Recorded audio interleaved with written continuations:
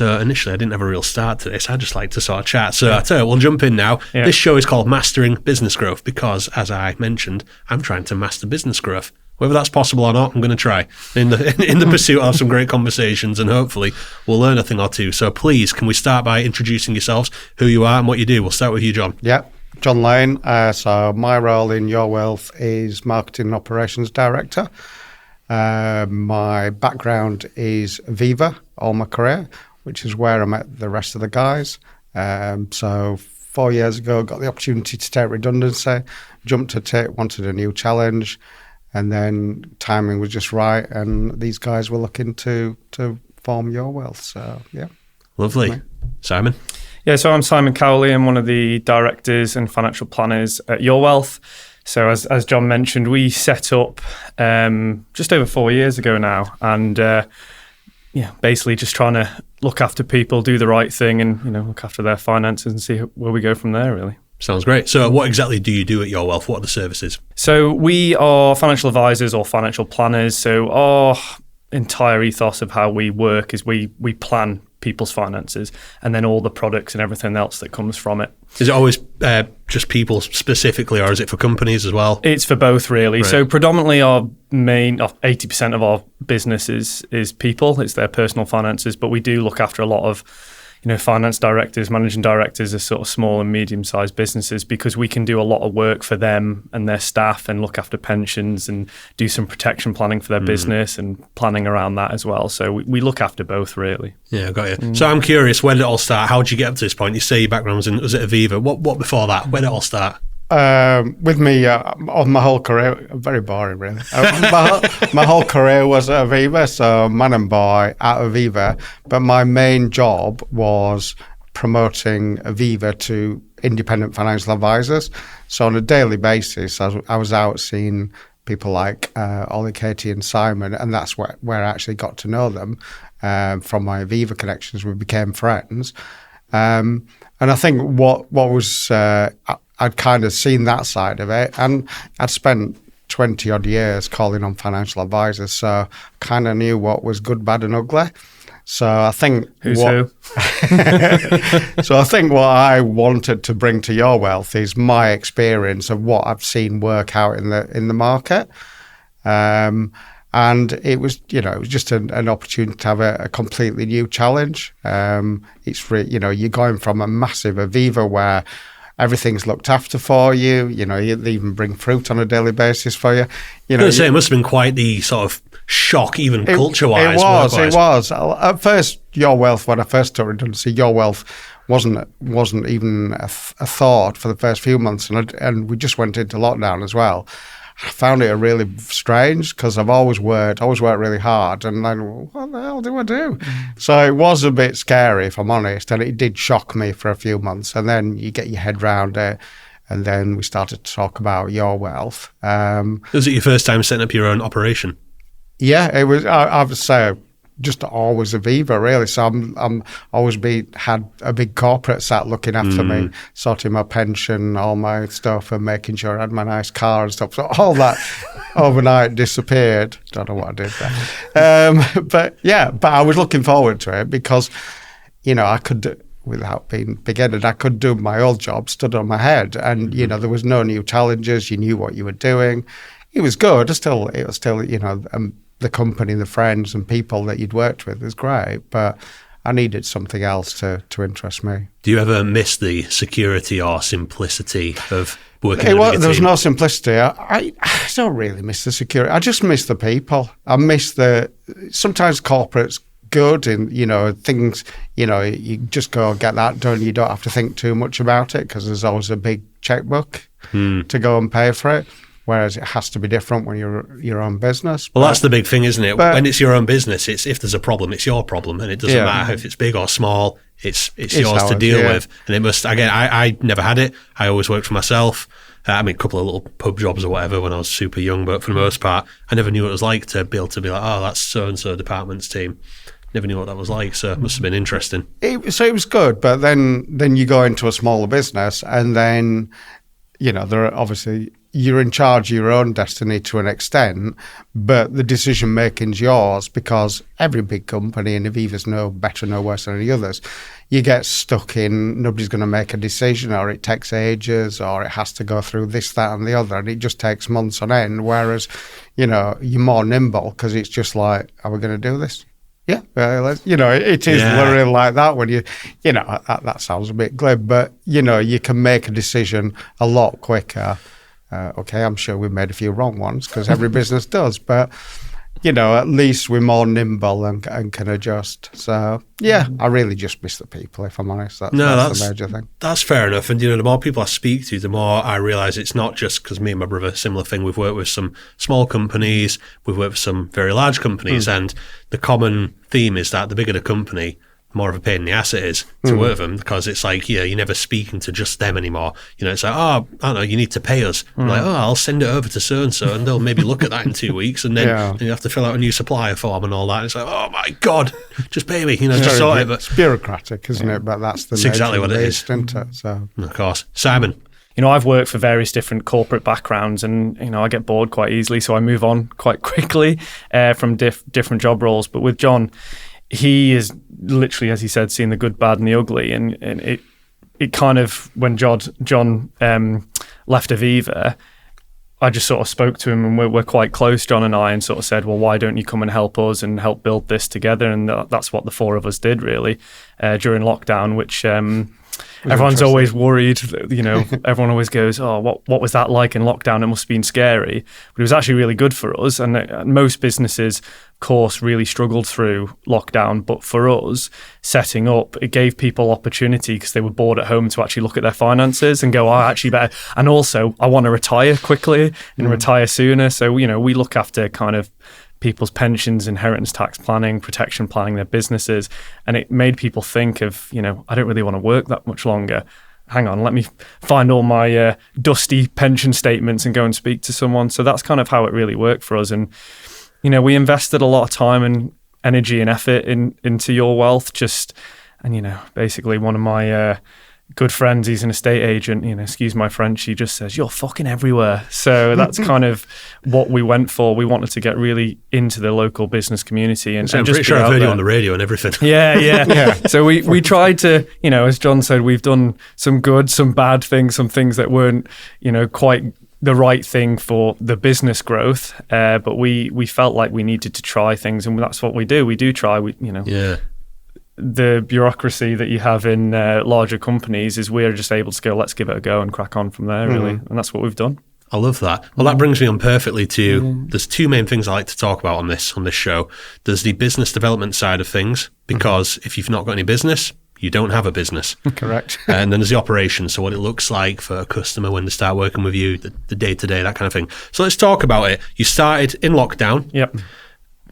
When you start a brand new company, you got no business. Where do you even begin? How did you begin to find work? So we were quite fortunate that a number of clients actually wanted to come with us, which gave us a good start, a foundation to work from. And then, we looked in the business community. Everything was over Zoom, networking and stuff like that. But that's kind of how it worked. And you get a lot of, because we had that foundation, you get a lot of client referrals, get a lot of things like that to get you going. And because there was only four of us at the start, we were all doing everything. The business looks quite different now to different types of job roles and different operation things like that. But we just need to make sure that we were able to look after the business that we could take on at that point, which we were, because we didn't have as many clients coming through the door then, but that was actually good for us because our cost base was a lot lower now than it is now. So we've got a lot more clients coming through the door now, probably 5 times as much as we did when we first started, but at the time that was more than enough for us. Yeah, I got you. Was it easy to sort of set up systems? Because I know even to this day, you'll know yourself, John, like we mentioned before we started shooting, when we first did our own little sort of test podcast, before we were providing it as a service to other people, really, you were one of the first people to come here. And it's just been such a growing process, such a learning new things, trying different things. What was it like getting to the point where the systems and processes were really ironed out and you all have defined roles? I suppose the there is a fairly well-trodden format of financial planning. So I suppose we had that blueprint, and they'd all between them got years of experience of doing it. There are a lot of proprietary systems that you use, so we adopted all those. But I think we were all doing different parts of it at that stage. Now, as the business has evolved, there's 3 roles usually: a financial advisor, an administrator, paraplanner, financial planner. And basically the 3 guys were all those things at the beginning, so they were including me having to do that to help support them. That's what you do when you start a business out. You've all got to do things that you wouldn't naturally be doing. So I'm not a natural administrator, so I'm a salesperson by nature. So we were doing those, but then, I suppose you find your way through. We got through it, and we, like Simon said, we didn't have too many clients that it was a burden. And then as we've moved on now, then we've taken on the first hire was a paraplanner, so he's the ability to write the reports. So he does a lot of the detail work behind the scenes after they've seen one of the advisors. And then we've taken on administrators, and now another paraplanner, and in the next 2 weeks, another financial advisor, because our client base has grown. But I suppose we've tried to build it, and this, I know it's really cliche, but one thing that narks me is we never want to lose that the customer is centre of it. And the way the market goes, it's just a fact of life. The bigger companies get, the more it's possible that the client becomes a bit remote from the decision making and what's important. One of the reasons we all set this up, and is to be slightly different to what's out there in the market, because we are kind of going against the tide, because the tide is that financial advice firms are getting swallowed up by other firms, by private equity, by people like Aviva themselves buying financial advisors. So they're all big conglomerates. We don't want to be, as I said right from day one, we don't want to be going into a glass and chrome office with somebody in a pinstripe suit. We want to be different. We want to be different. And it is harder work to be different, because the regulator wants you to be a big firm, because it's easier for them to look after you. But we think there's massive benefit, because the client wins out of this. We can still, hand on heart, do the right thing by every customer that comes through our door. Yeah, I love that. Yeah, it's, as John said, it is cliche, but from our point of view, if we do the right thing, we get paid. Yeah. It's that simple, and that's how we want to work. And our whole business model is to look after people, their lives, their businesses, their family for a long, long time. So, you get a lot of businesses that want big initial fees coming through. We're kind of the other way, that our kind of profit margins and everything work on the ongoing model, where we actually look after people, because ultimately, you have tax changes like we've just seen in the budget. Their lives change dramatically, can change overnight, a huge change to their circumstances, or regulation changes. So we need to be able to look after people on an ongoing basis, just to make sure that they're okay and they're actually meeting their goals. And that's where all the planning comes around. And I think when John was talking about larger firms coming in, private equity firms, that is fundamentally because of where our industry is. The average age of a financial advisor is like late 50s, and half of the financial advisors that are authorised in the UK, I think there's about 28,000 or something like that, half of them are going to retire in the next 5 years. So there's a huge issue in our industry. There aren't enough people, young people coming on, because financial advisors has always been a second job for people, a second career. Now it is starting to be a lot different. Yeah. And with these big private equity firms, John always says they don't really mind if they're selling fish fingers or financial services. They just want to make profit. Yeah. And the industry is getting less and less independent. And what I mean by independent is making sure that we recommend products and investments that are outsourced to someone else, that they're the specialists. Things like HSBC, Aviva, things like that. A lot of firms, which is why we set up, are bringing everything in-house. And a big problem for us is, because we're financial planners, we shouldn't be losing clients over investment performance, because if it's not working, we change it and go to someone else. I think at previous firms I've worked for specifically, I'd had years where the investment specialists had massively underperformed against their peers, and I can't do anything about it, and we shouldn't be losing clients because of that. We should be able to adapt and to move on to something else, which is actually in the interest of the client, not the company. But firms do have to be commercial at the same time. But that's why we set up YourWealth. It was that reason, really. Yeah, of course. Going back onto the whole constantly thinking about your customer, it's so easy as a small business to forget that. And I guess apparently big businesses too. But I was speaking to someone just last week in here, and he said every time he sits down for a meeting, whether it's just a one-on-one or whatever, he'll sit down, person he's speaking to, and he'll pull up a chair, and then he'll be like, someone's like, who's that? That's the customer. It's like they're involved in this, and just imagining what they're thinking, because if you're not actually thinking what people want to buy, what they're willing to part ways with their hard-earned money for, it doesn't matter. It doesn't matter all this weird stuff you're doing behind the scenes if they're not interested. No. And it's so easy to forget that. It is, yeah, absolutely. But I think on top of the customer, because you talk about development and bringing in new clients, what we've tried to create, and it's a bit of a silly phrase, but I've tried to create an ecosystem of businesses around us that, have the same sort of ideals and principles. So, originally I thought we would get most of our business from accountants and solicitors because they're natural bedfellows to financial advisors, because they always deal on something associated with what we do.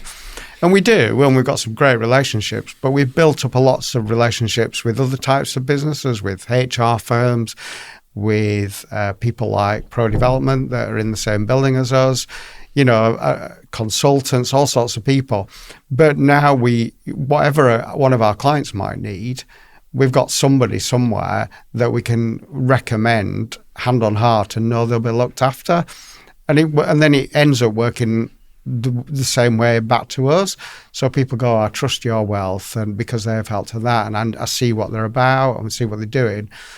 And I don't think I really knew that that's what I was going to do when I set up, but that's what's kind of evolved, and we're still trying to do more of it. And through the things that we do outwardly, we do a lot of networking. We created our own little curry club. We do lots of breakfast brief, and it's all the same stuff of trying to bring people together, and people, because York is a great place. There's lots of businesses out there. We originally thought we needed to go to Leeds, we need to go to Hull, we need to go to this, there, and ever. And then we realised we don't. There's plenty of business around here. There's plenty of people that we can work with. Just stay here. Don't spread ourselves too thin, and and do it well. Yeah, tactical partnerships are massive. Yeah. And I'm curious, because you mentioned at the start you were trying everything. I've definitely heard you on the radio. I mean, I'm curious, what other tactics have you tried over the years? Again, it might be more of a question for you, John, but what have you tried, and how's it compared to just building tactical partnerships and good word-of-mouth referrals? I think, we did. We went on YO1, and we started out by doing billboards in their offices in their little studio in Goodrum Gate. And it then was just about brand awareness. You never know with a radio advert. I think it's very difficult for a financial services company to work out whether you get anything from it other than brand awareness. If you're selling something, I don't know, if there's an offer on soup at Sainsbury's, you'll probably get somebody to go and buy that because that's a tangible thing. Yeah. Well, some things you have to track. You literally need data for it. You need to see give them that lead form. But it's very difficult. So we did that for a year, or maybe longer than a year. I can't remember, 18 months. And I don't regret doing it, but I can't really look back and say whether it actually added any value. And then as I think, we've sponsored things, we've done various things, been more successful than others. But I think now concentrating on working with local businesses, sharing experiences, getting them to do, we do sort of guest blogs and various things like that. We always, when we do presentations, we always have a guest talking about something completely different to us. It could be people development, it could be anything. But again, we're just trying to do things slightly different from the average financial advisor. And that seems, touch wood, that seems to be working. And we just want to continue to do more of it, don't we? Yeah, that's great. I mean, do you know, one thing I heard, and it makes perfect sense to me, is there's no kind of advertising, no magic post you can do or ad creative that will ever compare to someone coming up to me like, I need a good financial advisor. Do you own one? Yeah, go meet John, go meet Simon from YourWealth. That's like, it's a done deal. Yeah. You know, it's as good as done. Yeah. Yeah, it's a very, very warm lead, we call that. Yeah. I think with, you know, what we do, it is, as John said, it's that sometimes we want to help the local business community, because ultimately if we help them, they help us, and it's kind of very selfish of you. Yeah. It's kind of how... What's the word? Virtuous circle? Yeah. It does, and a lot of the time people are like, you know, especially with financial advisors over the years, the firms I've worked for, that's like they want to do a you scratch my back, I scratch yours. I'm not going to help you. That's what it is. Yeah. But you want to see our pipeline since I started this. But we want to make sure that we help people. It can't always be directly. We can't always go, there's a client, but we can help them indirectly. And we can do video blogs. We can help promote them on LinkedIn. We can do things. We can get them to be guest speakers, because it's pushing their network out. You know, we had an accountant the other day saying, you know, we said, we've not been able to pass you any clients in the past few months. We're really sorry. And they came back to us and said, don't worry. We come along to your curry club, which we get like 40 odd people to. And they said, I get to meet loads of other people and we get clients that way. So it's that's what we're trying to achieve. And that's what, you know, John's very good at that, at being able to help adapt and build things. And that's what we're doing, really. I think I didn't necessarily know that was exactly what I was going. I didn't have that master plan. I kind of just really fancied a curry every week.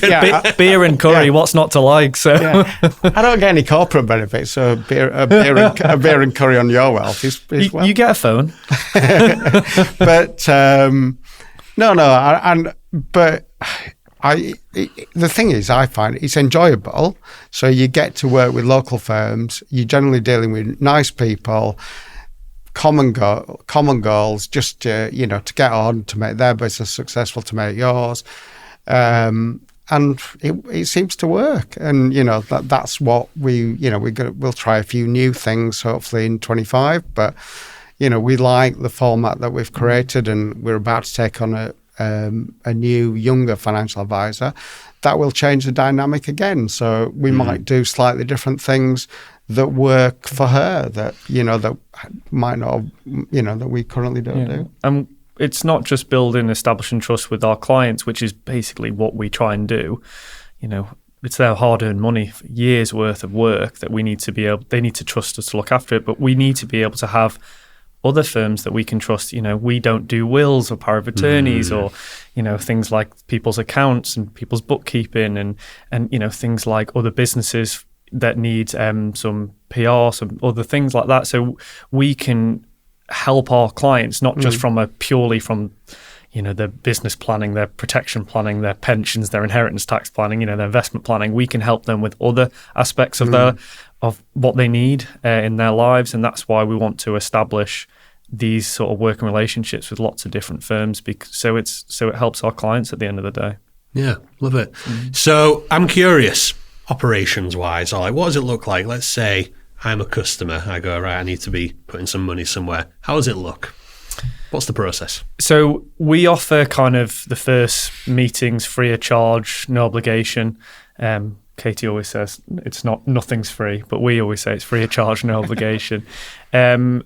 Just because we want to be able to get to know people, like we get to know you and you get to know us. And then, as I said, you can't establish a trust in one meeting. No, I think that is so important. I'm a massive advocate for free work if it's done right. It's because some things, when you're paying hundreds or thousands of pounds, you need to be able to look someone in the eye and be like, I know him. Yeah, exactly. And that's... You need to. That's kind of how we work. So we kind of always offer that so people can get to know us, we get to know them. And sometimes we can't help them, but we can tell them that. But if we can't, we try and steer them in the right direction. We try and pass them off to someone else that can potentially help them. But if we can help them, we kind of, it's up to them. Sometimes you'd come on and go, do you know what, I want to get cracking. And then other times people need to go away. We'd put a proposal together so they can see what type of work we'll do. And that's kind of how it starts. So you'd contact the office, you'd contact the advisor, whoever it is. You come and have a sit down with us.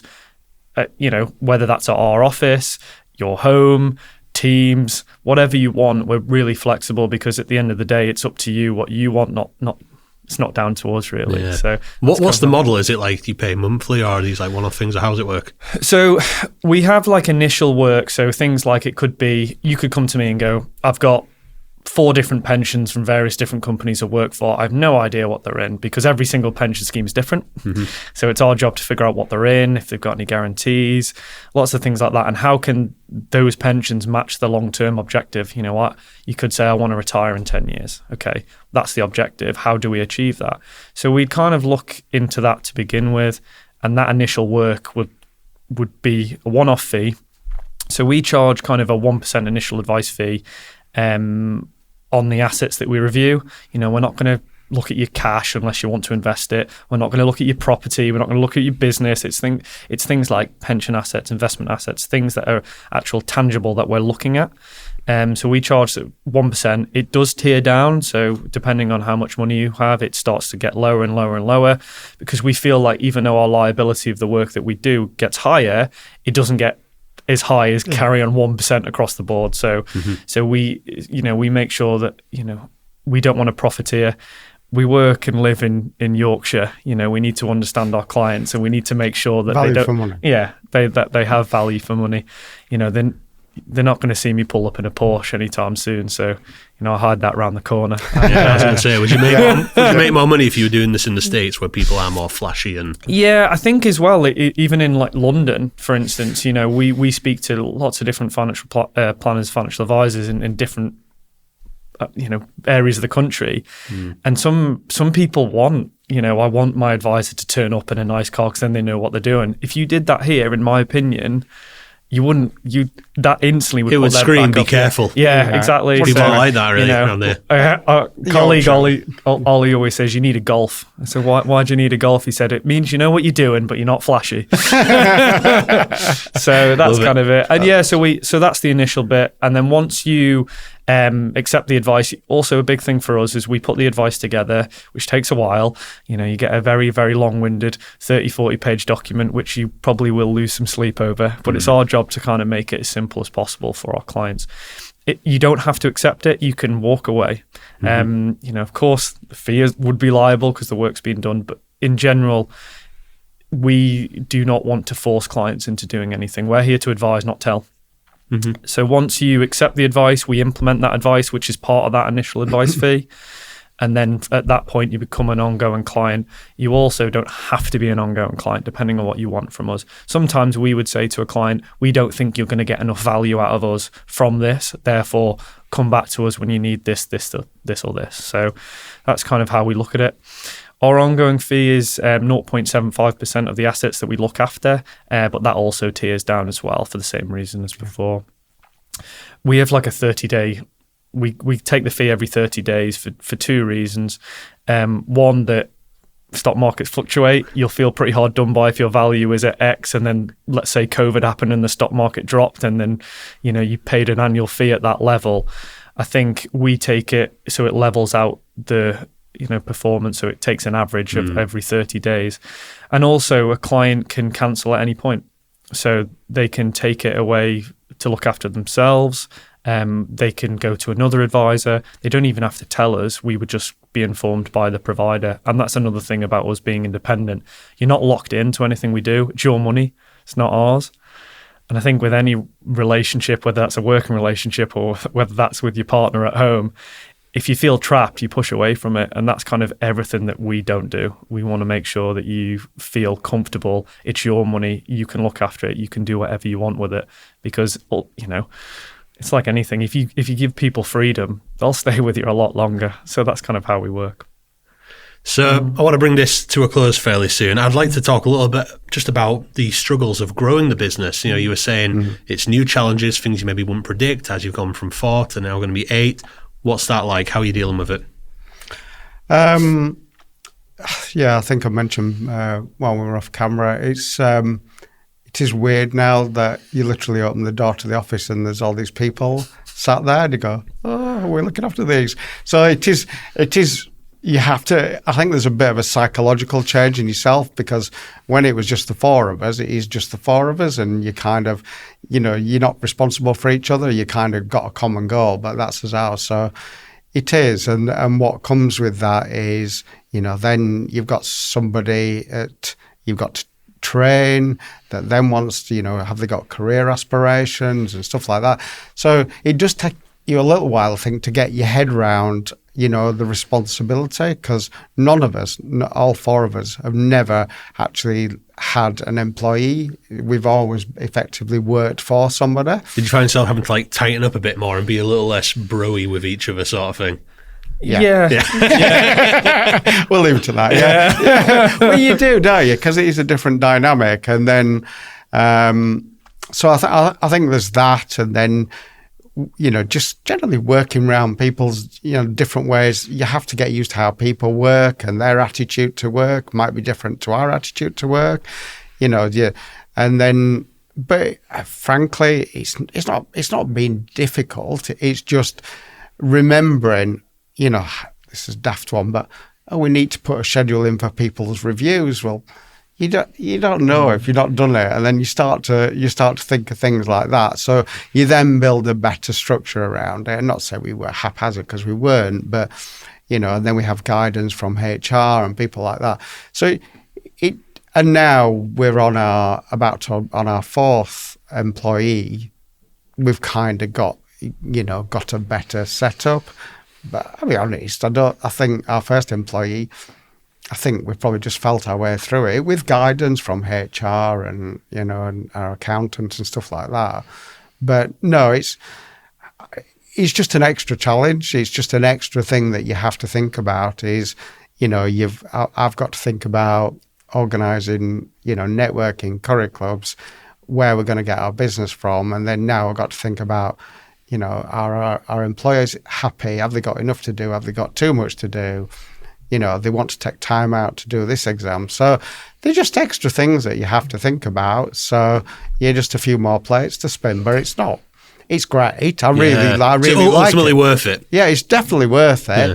We're a slicker organisation, hopefully because we've a lot of people in training effectively at the moment, once they're fully up to speed, it should allow us to do more of the things that probably is our specialism rather than, I've done a lot of admin over the last year that I don't mind, but it's not my perfect role. That's my dream, honestly. The amount of stuff, I don't know, 1 minute I'm a podcast host, next minute I'm an accountant, next minute I'm producing something. It's insane and it's too much. And I do dream of a world where I can just get really good at one thing. But no, it's great. It is great, and it's nice having the buzz in the office, and you go in and everybody's doing something, and you think, we've got a really nice business here. So there's kind of a glow when you stand back from it.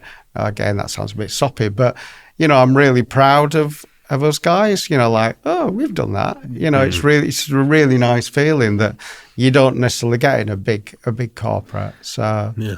I think the thing is as well, we've been really lucky with our hires. Everyone that's come in is settled in so quickly, so easy. They've been really easy to train. They really want to get on board. And I think that comes down to when, some of it's been, we've known them for some time, which has been great. And then other people we've been introduced to. And I think we're hiring people on personalities. That's kind of what we're doing, how they would work with us, how they would work together. And that's respond to feedback and things like that. Yeah, and I think, if someone comes in and, being the big I am, we already have one of them in the business, and that's probably me. So we don't need another one. We don't need another Simon. I think we just want to make sure that people are comfortable and would be comfortable working for us. And we're really flexible with how we treat our staff we want to make sure that they feel comfortable, not just at work, but they have the ability to have their own lives outside as well. Maddie came on board, and she's just, this is her third week now, and we've kind of had a quick kind of one-to-one with her. And her first thing was, I expected to be working after hours and doing all this sort of stuff. And we were like, why? We're not paying you for that work. And she goes, I just spoke to a lot of my friends that have come out of uni and they're literally they're working in Leeds and they're having to do so many hours just to get on. So that's completely the opposite. Is that like an industry trope for you guys? Yeah, that's kind of, and we, as I said, we want to go against the tide, really. We want people, their life comes first. Yeah. Work is there to live. And you believe it can be done, like you can match the big boys, if you will, with strict work hours. Yeah, definitely. Yeah, and there's no way we do. Sorry. Yeah, and it's our job to, I think I would say against the industry, we try and be as proactive from a technological point of view as possible. So you can streamline things, you can get things done quickly, you can integrate all your systems together that they all talk together. And if you do that, then people don't have to work as long. That's kind of how we look at it from an operational process point of view. I'm constantly on this mission to tighten up things so everything works in harmony. It never seems to end. There's always something that comes undone. But, Maddie was sweet the other day. She said, because it was only me and her in the office, and she said, I'm so thankful to YourWealth for giving me a chance. And I went, that's so nice, but you kind of don't see that it is like very nice. that. That is lovely. And I said, well, of course, why wouldn't we give you a chance? You're bright, you want to get on. And like Sam said, that's the most important to us. She's just keen to do it. We're, not overly bothered about her lack of experience. And so it doesn't matter. We can train you up for that. That's what we're here for. And also that could be a positive as well. Yeah. It's, I don't want someone coming in with all these preconceived ideas what the job role is. We want people coming in that can work with us and work how we work. And ultimately that passes down to our clients. If we work in the same way, then our clients get the same experience from across the board, really. And you're not just going to be speaking with your advisor, which is very different. When we first started, it was all on the advisor. Now, someone will call the office, they'll speak to Alice, they'll speak to Andy, they'll speak to Maddie, they'll speak to Beth. It'll be all these different people, and they'll have a much broader and wider kind of experience with us. And that's where it's massively different now from when we started. And it's like anything, looking after staff, bringing on clients, bringing the business. From the outside, you look like this swan doing this amazing thing, but underneath the water, you're pedaling pretty rapidly. Yeah. So that's kind of how any business, any growing business. Yeah, of course. I'll tell you what, we'll call it there, but let's finish on a high. What's next for you guys? I think, well, we get our 8th person started on the 18th. You plan on continually hiring more people? Yeah, we are, but measured. We want to do measured growth. Only when it's right. When it's right, and it's when it's the right person. If we're honest, we may not have taken this financial advisor, but there was an opportunity for somebody that we thought has really great potential. So we kind of jumped a little bit earlier. So I think any sensible business now, we've got a very busy period, January to April, because we'll have the tax year and there's all the budget changes to deal with. So we'll probably, retrench, build on what we've got, get everybody trained up, and then probably we'll have to take another administrator on probably May, June next year, I would have thought. Yeah, I think basically our plan is to continue the growth expansion because it's got to a point where it's kind of, it's not snowballing, but it's just continuing now and making sure we look after this and making sure we continue the growth plans. And we probably expect to hire at least one person every year, sometimes maybe 2, depending on what we need. I think we have, with the staff that we have now, and Beth coming on board, we have a lot more opportunity to continue to get more clients on and continue to look after the ones we've got, because that is a big part of our business model. If we need to make sure we don't get ahead of ourselves and look after the people, not just staff, but our clients, because they're the ones that, are the foundation and of our entire business. So we need to make sure we look after that, really. Well said. In that case, we'll call it there. John, thank you. Simon, thank you so much. Really enjoyed that. Thank you very much. Thank you. Thank you. We did too.